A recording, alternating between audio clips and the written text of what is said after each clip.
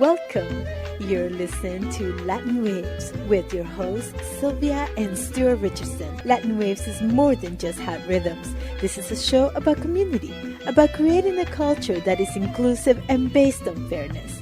Because everyone deserves dignity, respect, and has something to contribute. A new world is possible, and it all starts with us. I'm delighted to be joined by Jorge Marti. He's the Secretariat of HENSA Venezuela. Welcome to our show, Jorge. It's a pleasure to be with you, as always. Now, 2023 has been known for many crises. We have a global crisis we are now calling the global boiling, no longer a climate change issue. You know, we are at a crisis point. Perhaps we could begin there. How has the climate change affected not only workers, but life in general? As workers, we face many struggles, from trying to keep our countries responsive to peace, trying to keep our society, coexisting, not just with each other, but with nature. Yes, I mean, this question of the climate change crisis, which is now worsened, obviously, is one of the main issues right now, because, in fact, what you can see is capitalism is threatening the very possibility of the existence of human life on this planet, or all life, I will say.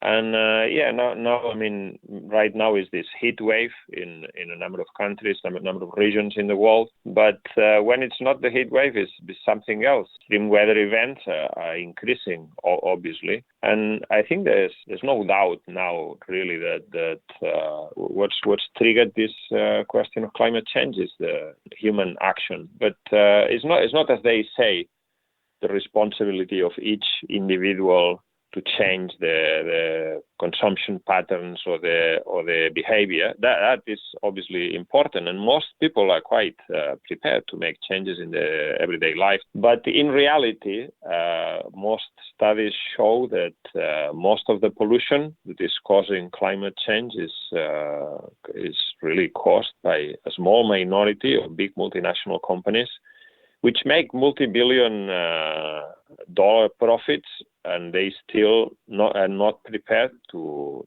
change anything, not even if what's at stake is saving life on the planet. So I will say that question. Obviously, climate change affects disproportionately working class people and people in poor countries, or rather countries that are poor because of capitalist and imperialist expoliation, that are at the forefront of the suffering caused by the change in climate patterns and so on. But those who are responsible, big capitalist corporations, they're not doing anything at all to change this. In fact, I will say that we live in an extreme contradiction.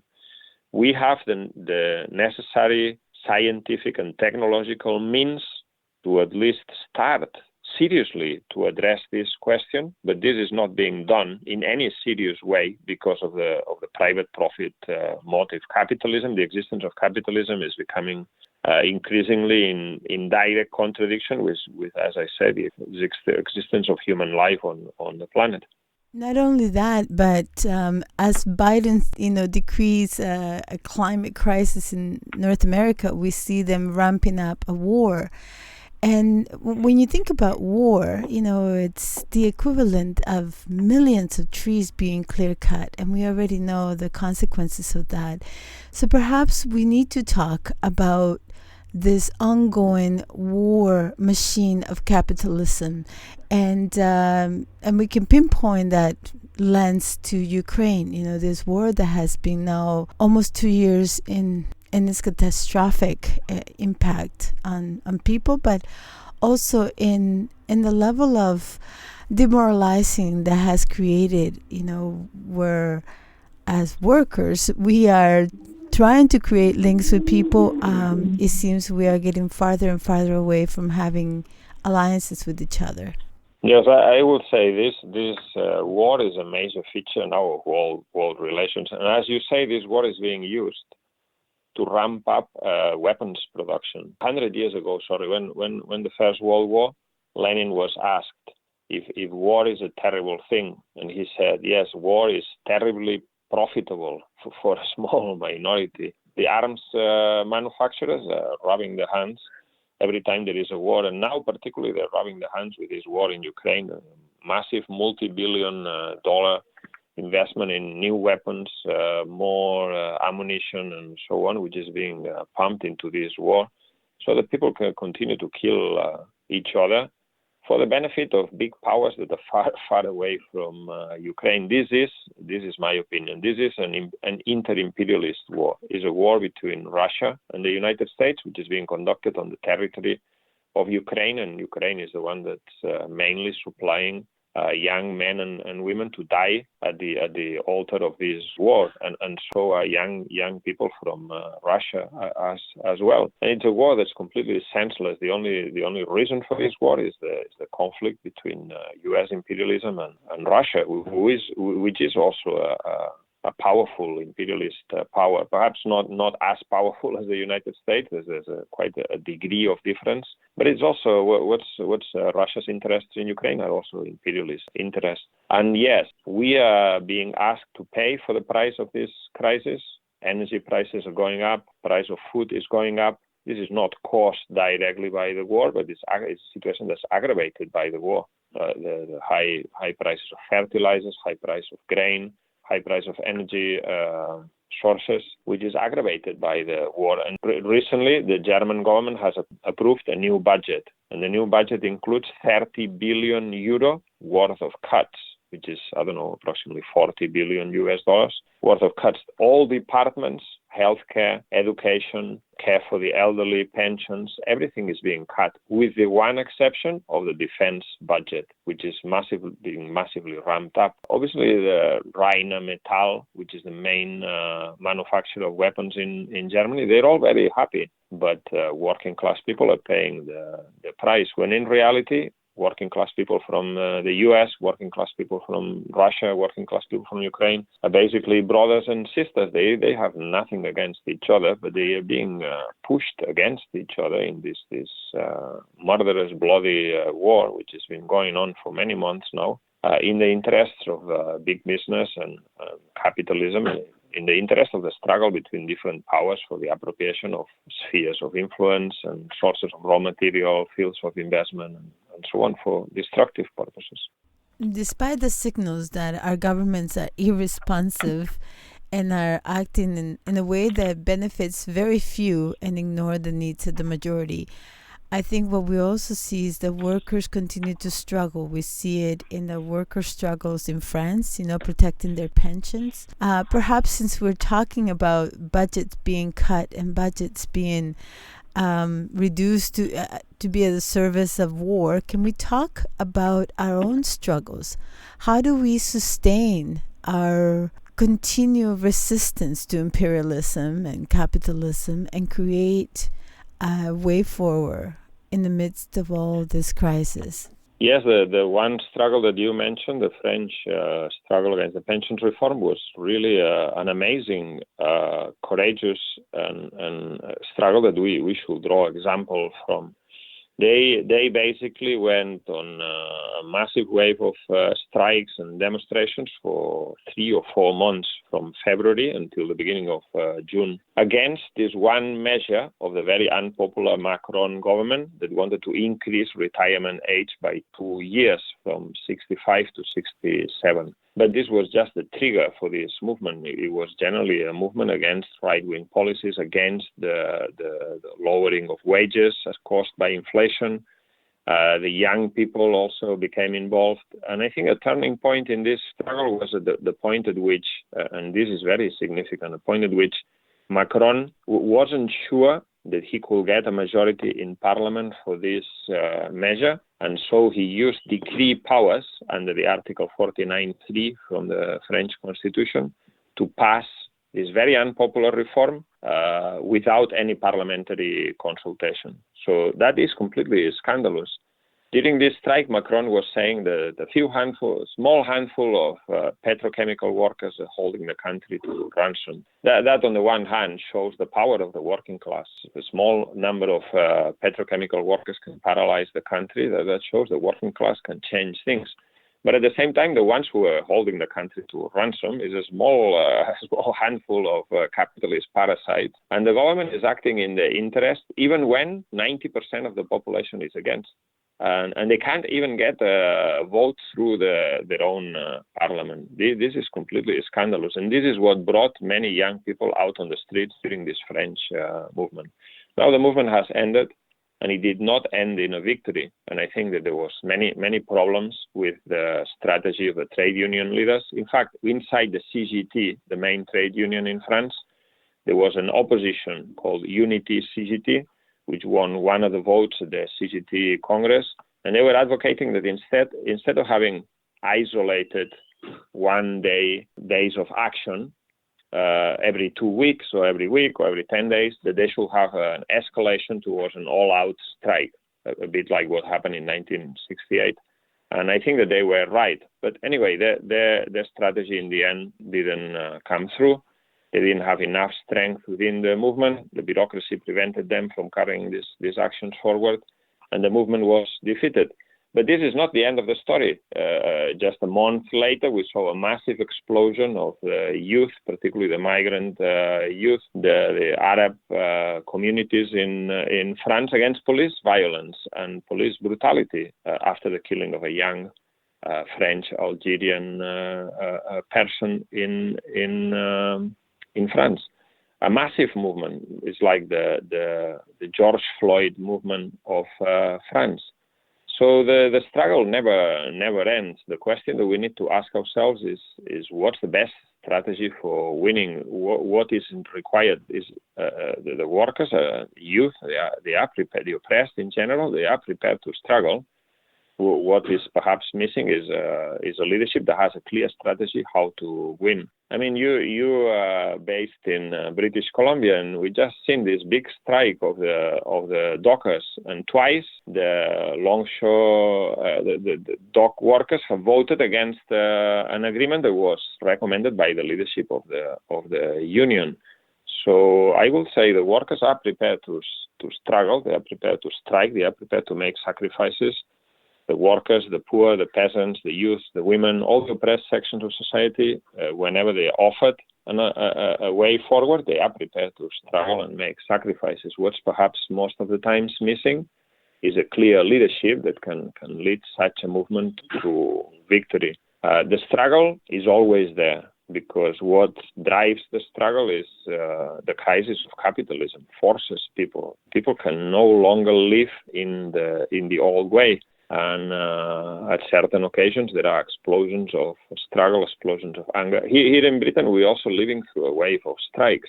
In the last 1 year, there's been big strikes in the health sector, in transport, railways, also amongst the teachers, primary school teachers, secondary school teachers, university lecturers. A whole number of strikes. The latest one is a threatened strike of the Gatwick workers, the ground handling workers. They threatened to go on strike in the middle of the holiday season, and they won. They won wage increases between 13 and 18%, well above inflation. So that shows that the struggle pays and the struggle is useful. But many times, as I said before, what is missing is a proper leadership that can lead those struggles to victory. And even without a leader, sometimes we can see that the masses continue to mobilize and organize. And, in some ways, I think often the people lead and the leaders follow. It seems to be that case for many of our movements in Latin America. Despite all the aggression against Mexico, wanting to join BRICS and all the threats that they would be invaded and occupy, we've seen those, different alliances being mobilized. So I feel that in so many ways, we are facing this level of violence from capitalism because it is on its last days. It is a system that needs to end, and something new must be put in place in order to not only safeguard life, but also to allow us to continue to live. Because the question now is, will we be able to live on this planet, if we continue as we are? So I wonder if we could talk about the meetings that have been taken in Africa, and how there is also the energy of creating coalitions away from imperialism and imperialistic bipolar powers. Yes, that is true. I mean, even more recently, there has been this coup in Niger, and there's been coups and overthrows of governments in a whole number of countries in that area, the belt that goes from Guinea all the way to East Africa, in a whole number of countries in the last 1 year or 2 years. And one key element of this is a rejection of French imperialism. France is one of the former colonial powers in Africa and still maintains a colonial or semi-colonial imperialist intervention in many of these countries through military bases, through multinational companies, exfoliating natural resources and so on. We say sometimes these are poor countries, but in reality they are not poor. They're very wealthy in natural resources, in minerals and so on. The people are poor because these resources are in the hands of the few multinationals. And in Niger, this is quite clear. One of the French imperialism has said we do not accept this military overthrow. The regional alliance of countries that is under the domination of U.S. and French imperialism have said we're going to intervene militarily in this country. And what's the reason? Because Niger is a strategic country. It's a country that controls the routes for migration into Europe from sub-Saharan Africa. Is a country that is also on the doorstep of the Sahel, where there's Islamic terrorism going on. But above all, is a country that produces a large amount of the uranium that is mined anywhere in the world. And France depends heavily on nuclear power for their energy consumption. And for nuclear power, they need uranium. And so that is the basis for this. There's been a movement away, or movement against the influence of French imperialism. But I will say that the problem is here that in some of these cases where pro-French imperialist governments have been overthrown, sometimes this has just been replaced by pro-Russian governments. And Russia wants exactly the same thing that France wants: access to raw materials, spheres of influence. So this is not an improvement. And I think that we need to go back to genuine revolutionary ideas which existed in Africa 60, 70 years ago. The idea of African unity and the use of natural resources for the benefit of the majority of the African people, workers, peasants, the poor. But this can only be done, as I say, not just as the struggle against one set of imperialist robbers so that another different set of imperialist robbers can benefit, but fundamental transformation of society in which workers and peasants take control.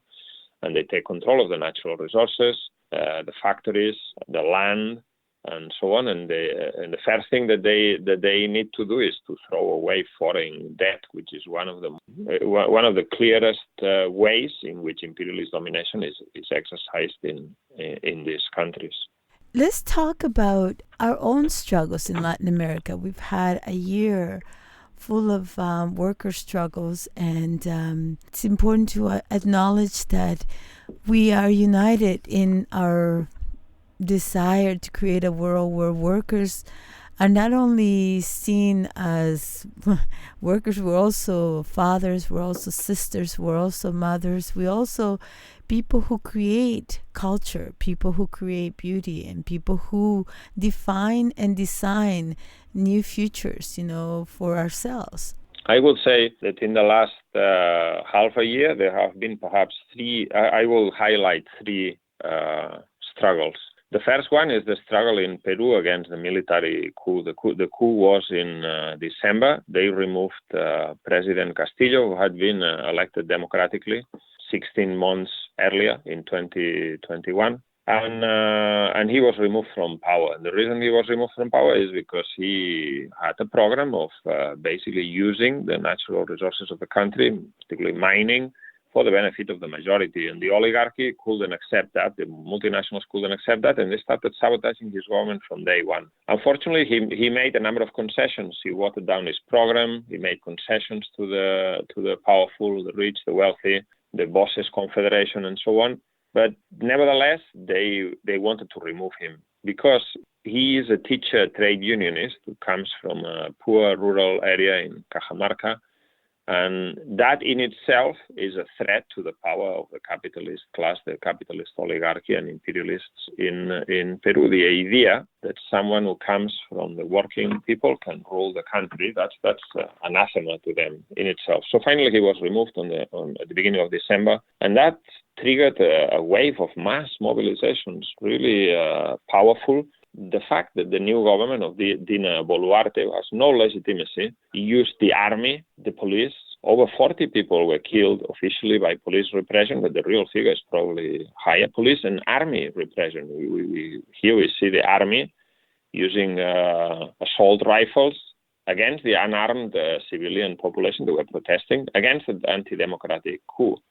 And there was not a peep from the United States. On the contrary, the United States supported this illegitimate coup government of Dina Boluarte. Now, finally, in the middle of February, the protests more or less subsided. Of course, people can't be on the streets all the time, and there wasn't a clear perspective for victory. But now, in the last week, the protests have resumed in what they described as La Segunda Toma de Lima, taking over Lima for the second time.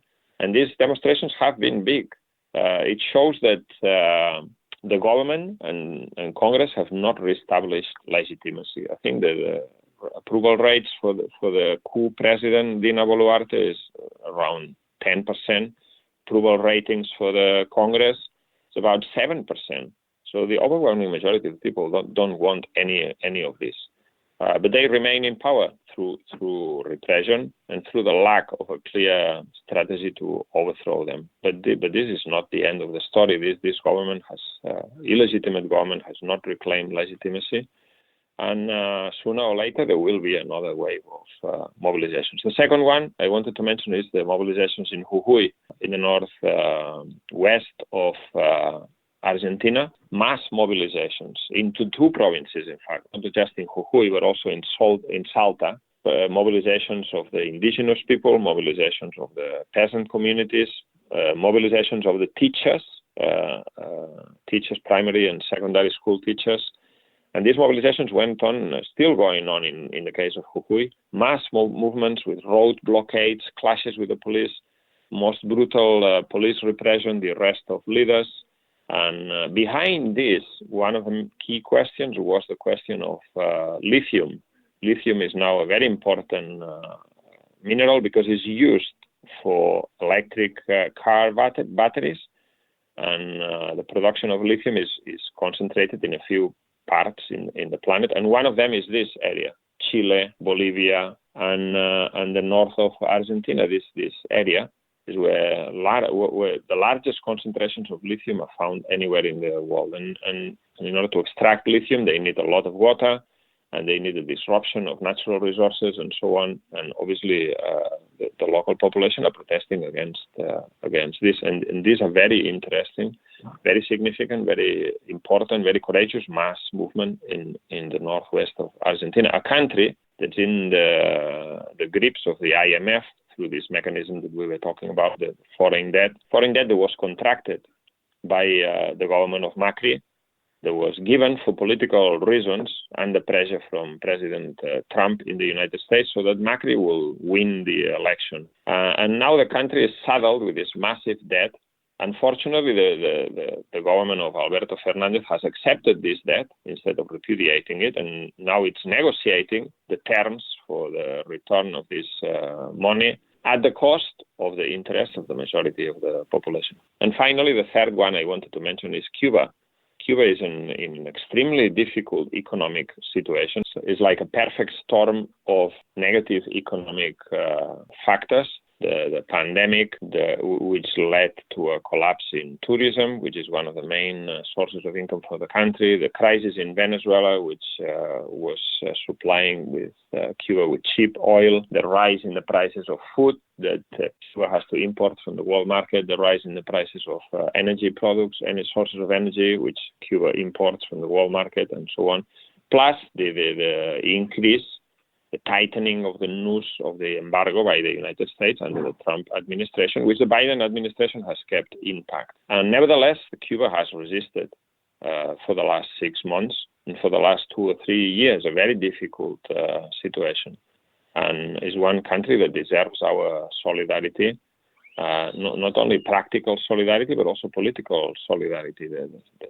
The spread of revolutionary movements around Latin America, the advance of the revolutionary movement in the capitalist countries is in the long term, in the medium and long term, the only thing that can save the Cuban revolution. Because this is what we must draw as a general conclusion. You cannot have socialism, you cannot have social transformation just in one country. Obviously, you must start somewhere, but socialism must be a worldwide system, because capitalism and imperialism exist as a worldwide system. And as long as it is left somewhere to continue to exist, it will try to destroy any attempts by working people to get organized and to take control of their future into their own hands through any means necessary, through the means of a military intervention, through the means of a military dictatorship, of which we know a lot in Latin America, through the means of an embargo, economic sanctions on third countries, and so on.